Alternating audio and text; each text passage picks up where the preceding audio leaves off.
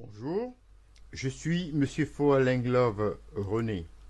Aujourd'hui, nous allons étudier le cours sur les cellules en biologie. Nous allons commencer par une introduction. En effet, la cellule est l'unité biologique structurelle et fonctionnelle fondamentale de tous les êtres vivants connus. C'est la plus petite unité vivante capable de se reproduire de façon autonome. La science qui étudie les cellules est appelée biologie cellulaire.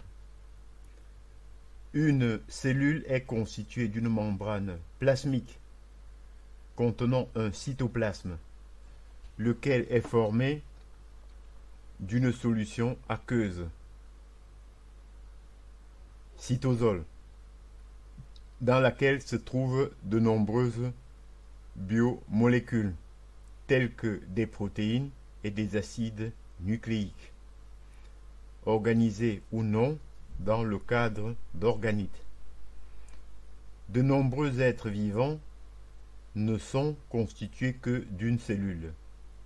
Ce sont les organismes unicellulaires, comme les bactéries,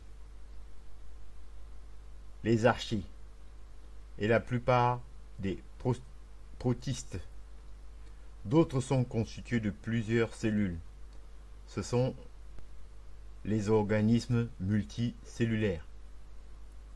Comme les plantes et les animaux, ces derniers contiennent un nombre de cellules très variable d'une espèce à l'autre.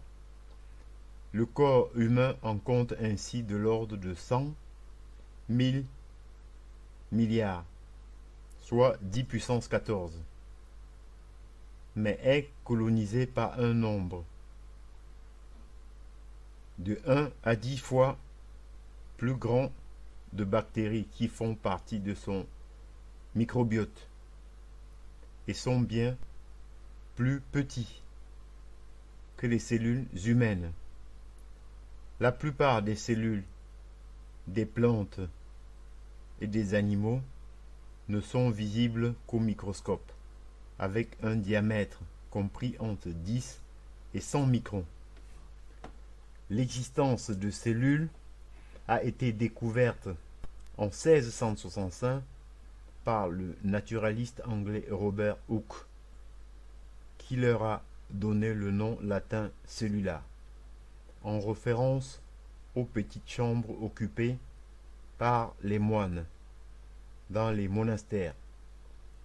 La théorie cellulaire a été formulée pour la première fois en 1839 par le botaniste allemand Matthias Jakob Schleiden et l'histologiste allemand Theodor Schwann.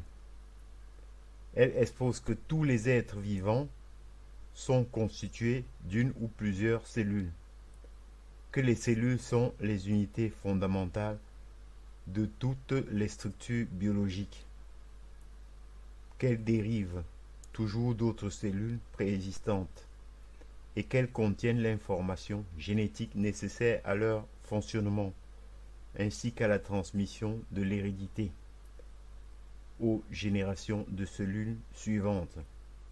Les premières cellules sont apparues sur Terre par un phénomène d'abiogénèse il y a au moins 3,7 milliards d'années.